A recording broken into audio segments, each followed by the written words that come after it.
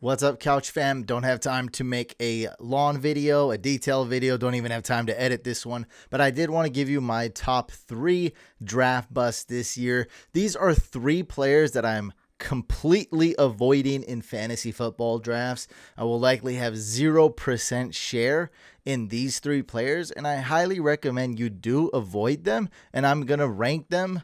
We'll start with 3, 2, and then my absolute number 1 most avoid player. And I'll give you my reasoning. It's not necessarily these guys suck. It's more so because of the price and maybe other reasons as well. So let's start off with my number 3 fantasy football bust for 2023, and that's going to be Khalil Herbert. I actually see some people talk about Herbert and really like him because he's got the home run hit.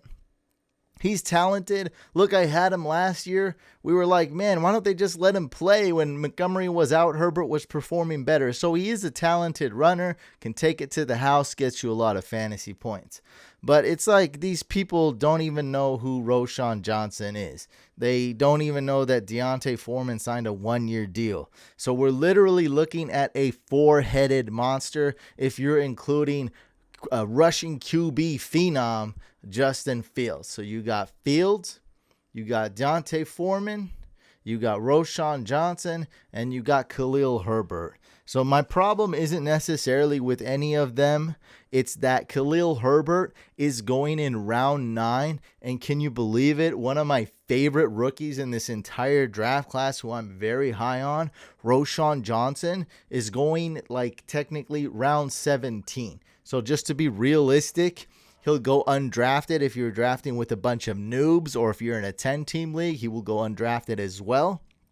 But in a league where people, they somewhat know what they're doing and actually know some of these rookies and know who they are, Roshan Johnson, I can get like round 14 or something. So it's very normal to see several kickers and defenses go before Roshan Johnson.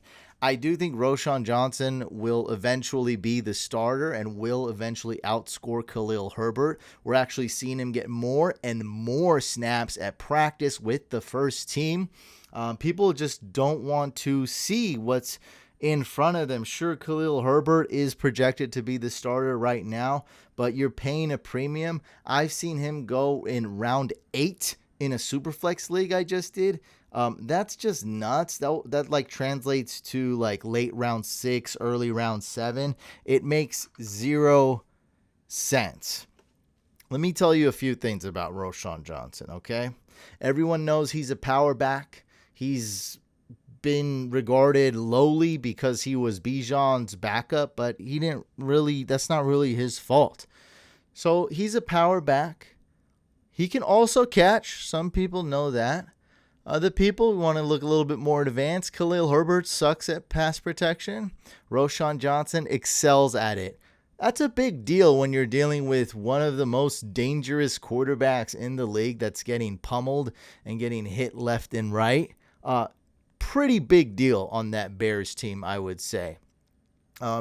He can do it all. My only knock would be on Roshan Johnson, other than this is still a 4-headed monster, a 4-headed backfield, is he doesn't have top-end speed. Now, Khalil Herbert, he pretty much has top-end speed. He is faster. So Roshan Johnson, he didn't pass that 4.5 barrier mark. That's what I like to see for the 40. I like to see 4.5 or less. He did not get that on his 40 time, but that's okay. Not everyone's going to be a super speedster. It's the price. It just boils down to this. Instead of taking Khalil Herbert in round 9, take Roshan Johnson in round 17. So that's my number 3 bust. My number 2 bust is going to be a kind of similar situation, a guy I really liked as a rookie. It's going to be Ken Walker, and nothing against him. He will still get touches. He will perform very well. But we're talking about, I got to kind of sneeze. All right, went away. It's going to come back maybe. When it comes back, it'll come back hard. Ken Walker's going in round 4. Zach Charbonnet is going round 10. That's nuts. I'm taking Charbonnet 70% off The sticker price. Yes, that's right. I'm getting 70% off when I take Sharp. Why would I pay extra to get Ken Walker? Their production is going to be this similar. I think Ken Walker is going to get like about 2 more fantasy points than Charb. So go get Charb, man. Go do it. This is just a absolute no-brainer. Instead of taking Ken Walker, you like quarterbacks, you can get Justin Herbert right there. You can get Justin Fields right there. You know, you can get any top 6, 7 quarterback there. You can get you maybe even TJ Hawkinson there. Like, there's so many good options that you can take. Or get a like a Christian Watson or something. There's so many other options you can take there. I'm not drafting Ken Walker, and this one's solely based on the price. Ken Walker is so good, but they didn't draft Zach Charbonnet like in round 5 or something. They drafted him in round 2, and he's a pretty good rookie, right? Projected to be the goal line back, better pass catcher than Ken Walker, a little bit better of a power runner than Ken Walker. Ken Walker, he is the home run hit. I guess this is somewhat of a similar situation to the last guy we talked about. And my number 1 bust this year, a guy that I want to avoid, again, it's not a knock on this guy. I'm not emotional.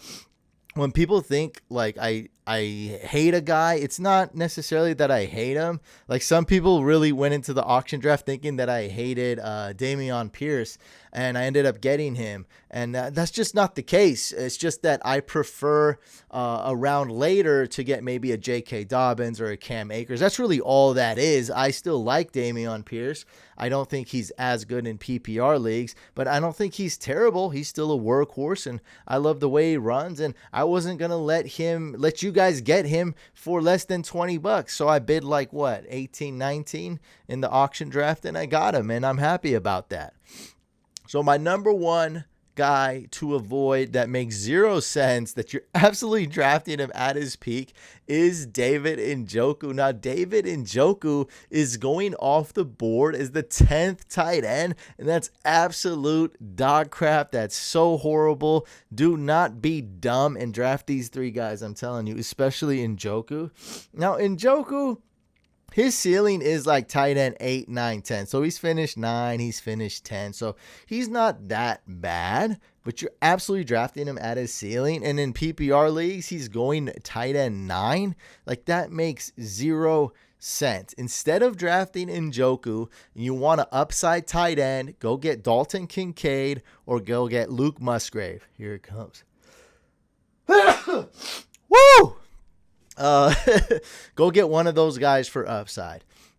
If you want safety, you want a boring guy, essentially like a poor man's Njoku, go get Hayden Hurst. Now, Hayden Hurst sucks more than Njoku, but he's going to be one of the focal parts of that offense. He's going to be a good check down target.